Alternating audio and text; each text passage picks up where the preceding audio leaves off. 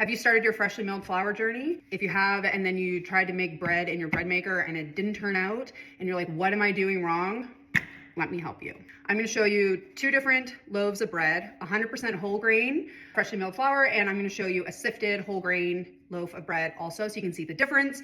And I'm gonna show you with all the details with my bread maker. We'll give you the settings, measurements, recipe, all the things. Anyways, let's do this. I start by taking out my pan, putting it on a scale, and I like to measure all my ingredients. I also have all the ingredients listed in cups, but I like to measure in grams. You're gonna add the ingredients to your pan as they are listed in the recipe. 330 grams of warm milk, 50 grams of oil. I'm using olive oil, you can use avocado oil, 70 grams of honey. If you don't like sweeter bread, this is a honey wheat bread. If you don't like that, just decrease the sweetness. 10 grams of salt, 1 egg. I'm gonna use our sifted freshly milled flour. It is made with hard red spring wheat, and it is called our organic better bread flour. We take out about 20% of the bran, so it makes a nice light flour, but it's still technically a whole grain. It is not enriched, it is not fortified, it is not bleached.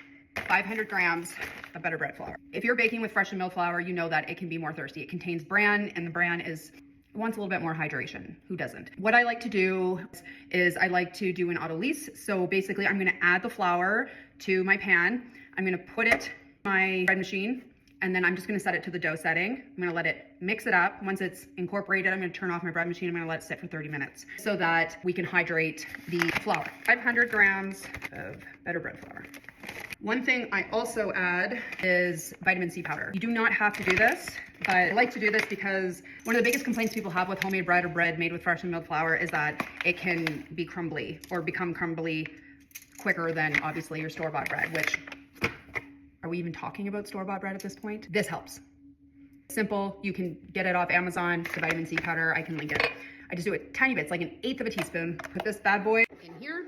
So you notice that I didn't add the yeast. The yeast is the last thing on the list to add to my bread machine. I'm not adding that until after my autolyse. So I'm just gonna put this on my dough setting, which is 9, and start it. You can leave the cover open and watch it. Once it's incorporated and you have like a shaggy dough ball, which I'll show you, that's when I unplug it and just wait anywhere between 15 and 30 minutes, depending on my day. And then I add the yeast, and then I put it on the correct setting and let it do its thing. This is what your dough ball should look like before we do the autolyse. Turn the machine off, close the lid. It has relaxed. It's been sitting here for 20 minutes or so. I am going to choose the whole wheat bread setting. Use the 1,000-gram loaf on a medium crust. That's medium. This is light, medium, dark. We want the medium. Yeast dispenser, just turn that off. Actually removed it from mine, like kind of bulky, and I just put the yeast on top. Now we're just going to add our yeast. When it comes to the yeast, I have not had bad luck with active dry yeast, but use what you have. I'm sure there's a reason why instant yeast and bread machine yeast are preferred, but active dry yeast seems to work for me. Active dry yeast has a coating on it that typically you would mix it with your liquids first, activate it, and then put it in, mix it with your flour. But I've done this 100 times and it works, so you do you. Now I'm just gonna push start. This is where we're at. We're kneading. We are on our second rise and we start to bake. So this is basically how high you want it to rise before the baking process. Our bread is done. In the meantime, I did my nails because, well, you all saw before.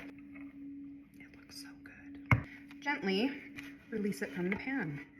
You're always going to have a little bit of that, but I like to say that that's like a nice little appetizer for me. Anyways, here it is. So we're gonna let this cool for a little bit and then we'll give her a slice. You can rub butter over the top to keep this crust nice and soft. I'm just gonna let it cool here. And I'm gonna start my 100% whole grain loaf. I'm not changing the recipe at all. I'm just going to go through the exact same process, and then I'll show you the difference between the two at the end. This is our 100% whole grain loaf. This is halfway through the second rise.